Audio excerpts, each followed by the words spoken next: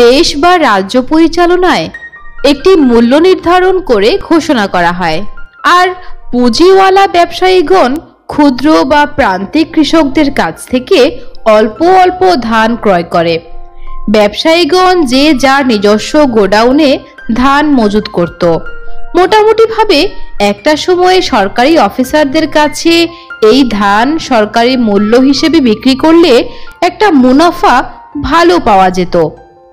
এক গ্রামে আসন আলী নামে এক লোক বাস করত। তার ছিল ধানের গুদাম। সে ধান কেনা বেচার কাজ করত। বরাবরের মতোই আসন আলী এবছরও ধান ক্রয় করতে শুরু করেছে।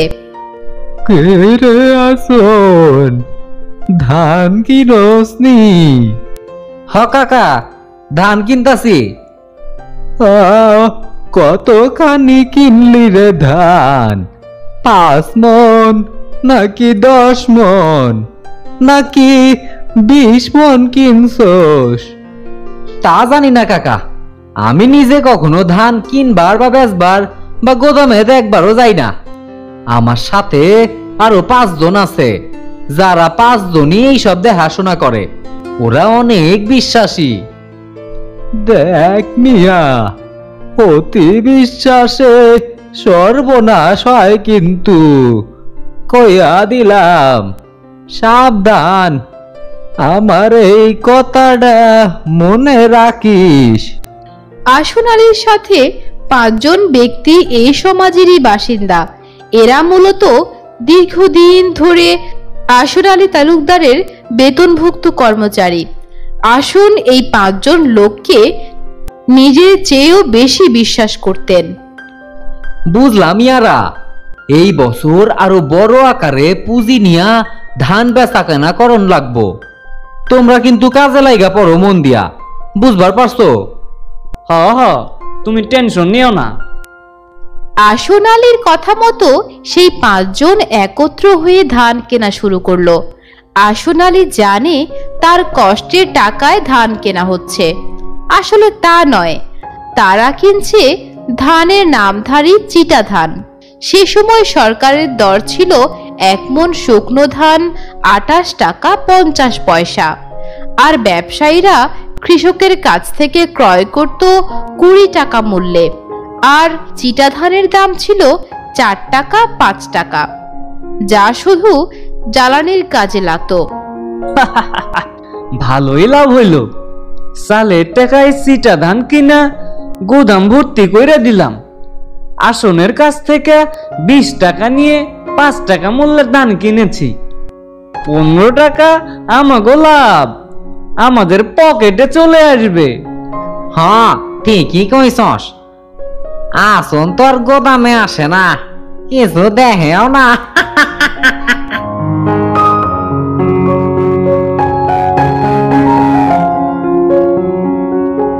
ধান তো কেনা হয়ে গেল, এবার এগুলোকে বস্তা বন্দি করতে হইব। আরে না না, কোনো একটা নিরিবিলি জায়গায় এই কাজ করন লাগবো, যাতে আসন কিছু বুঝবার না পারে। বুঝো না এই ব্যাপারটা? তারা এই চিটা ধানগুলো একটি বনের মাঝে নিয়ে যেয়ে প্রক্রিয়া শুরু করে।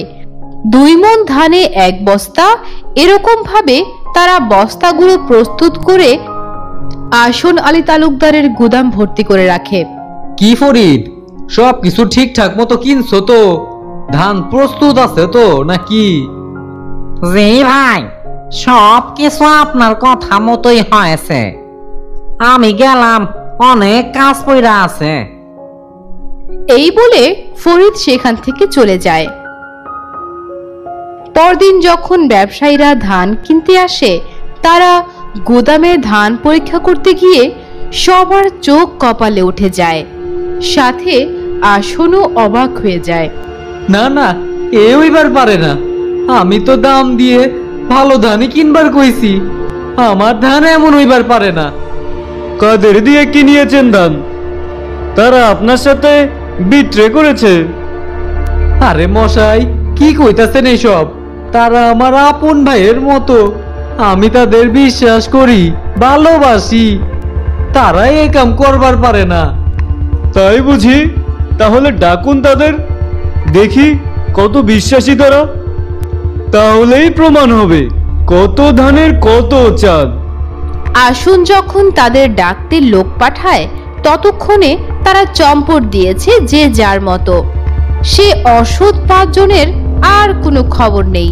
শোনা যায় তারা সমস্ত টাকা চুরি করে শহরে পাড়ি জমিয়েছে আমোদ করতে। আমার বিশ্বাসের এই মূল্য দিল ওরা। আমি ওদের বিরুদ্ধে প্রতারণার মামলা করুম। আসুন, মামলা করলেও এতে তার বিস্তর টাকা খরচ হয়।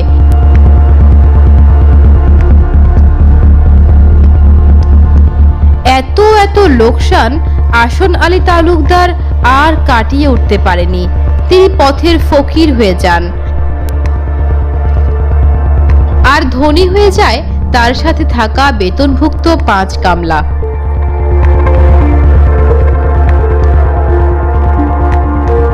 আমার অন্ধ বিশ্বাস অন্যের ওপর দায়িত্ব ছাইরা দেওয়ার ফলে আজ আমার এই অবস্থা।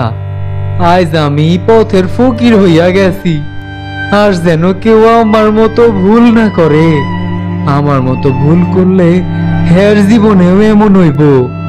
আসনের চালবিহীন ধানের এই অভিনব প্রতারণা আর দুঃখ কষ্ট দেখে প্রতিবেশীরা সচেতন হয়ে যায়। তারা বুঝতে পারে মানুষকে বিশ্বাস করা, ভালোবাসা কোনো অপরাধ নয়। তবে জীবনের প্রতিটি ক্ষেত্রে সাবধান থাকতে হবে, খুব সাবধানে বিভিন্ন পদক্ষেপ নিতে হবে। আর সবচেয়ে বড় কথা হলো প্রতিটি মানুষের জ্ঞান অর্জন করা, লেখাপড়া করা, বাস্তব বিষয়ে দেখে সমাজের সামাজিক ঘটনা প্রবাহ থেকে শিক্ষা অর্জন করা অতি গুরুত্বপূর্ণ। কিছু করার আগে এই বিষয়ে উপযুক্ত জ্ঞান এবং প্রশিক্ষণ নিতে হবে। একজন ব্যক্তির শত্রু যে কেউ হতে পারে, যে কোনো কারণে হতে পারে। অকারণেও শত্রু হতে পারে ঘরের স্ত্রী, সন্তান, আপন ভাই কিংবা পাড়া প্রতিবেশী, যে কেউ। এই বিষয়টি ভুলে গেলে চলবে না। তবে সবার সাথে যেভাবে চলা দরকার ঠিক সেভাবেই চলা উচিত। মানুষ সামাজিক জীব, এই কথাটি চিরন্তন সত্য। তাই বেশিরভাগ সমস্যা নিজে সমাধান করতে পারলে বিপদের ঝুঁকি কম থাকে। নিজে ভালো থাকবেন, অন্যকে ভালো রাখবেন, এ হলো কামনা। হ, এতক্ষণ যা শুনলেন সব কথা মাইনা চলেন, নাইলে এই আমার মতো আপনারও দুর্দশা নাই মাইব। আর ভিডিওটা ভালো লাগা থাকলে লাইক ও কমেন্ট কইরা দিয়েন। চ্যানেলটার অন্যান্য ভিডিওগুলো দেখবার চাইলে সাবস্ক্রাইব কইরা পাশে থাকা বেল বাটনটা ক্লিক কইরা দিয়েন।